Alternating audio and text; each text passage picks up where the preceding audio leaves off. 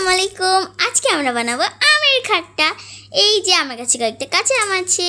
এখন আমি কাঁচাগুলোকে ছিলে নিয়েছি। এই যে এভাবে কেটে নিতে হবে, একটু মাঝারি সাইজের পিস পিস করে নিতে হবে।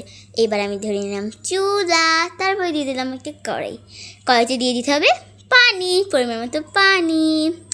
এবার এটার ভিতর দিয়ে দিতে হবে লবণ, স্বাদ মতো লবণ দিয়ে দিতে হবে। আর এই আমের খাট্টাটা প্রচুর মজা হয়। আম কিন্তু আমার অনেক ফেভারিট। এই যে পরিমাণ মতো লবণ দিলাম, লবণ একটু বেশিই লাগবে। তারপরে দিয়ে দিলাম গরম মশলা, তেজপাতা, ফল। তারপরে দিয়ে দিলাম কুসুরের গুড়। গুড় কিন্তু আমার অনেক ভালো লাগে, চকলেটের মতো অনেক মিষ্টি হয় গুড়। আর আমের খাটাটা কিন্তু বিশেষ করে আমার অনেক ফেভারিট, কারণ আম আমার এমনিতেই ফেভারিট। আর কাঁচা আম কিন্তু আমার অনেক ফেভারিট। এই যে নিয়ে নিচ্ছি কাদের কাদের ফেভারিট কাঁচা আম। এই যে এখন দিয়ে দিলাম কাটা কাঁচা আমগুলো, এই যে দিয়ে দিচ্ছি। এই যে দিয়ে দিচ্ছি, এগুলো দিয়ে দিলাম।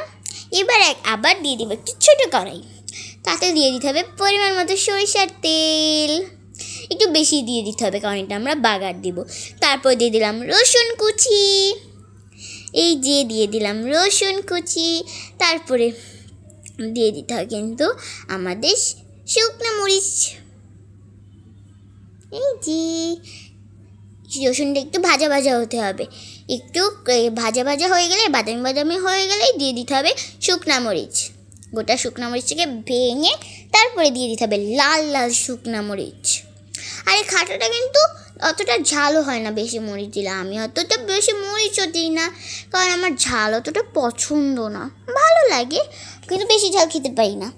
এই যে দিয়ে দিলাম, এই যে শুকনো মরিচ দিয়ে দিচ্ছি। তারপরে দিয়ে দিব সরিষা, গোটা গোটা সরিষা দিয়ে দিলাম।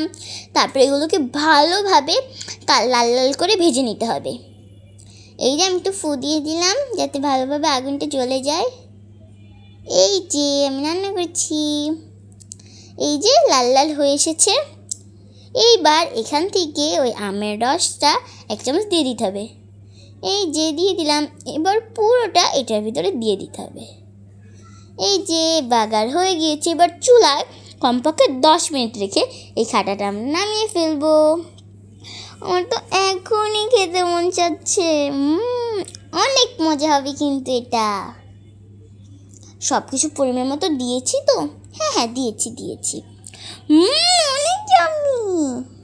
যে এখন বাটিতে বেড়ে নিচ্ছি। আমি এখন বাটিতে বেড়ে নিব। এটা কিন্তু আপনার চাইলে ভাত দিয়েও খেতে পারেন। ভাত দিয়েও এটা মজা লাগে, এমনি এমনি খেতে অনেক মজা লাগে। এই যে দিয়ে দিলাম, সবগুলো বাটিতে ভেড়ে দিলাম। সত্যি অনেক টেস্টি।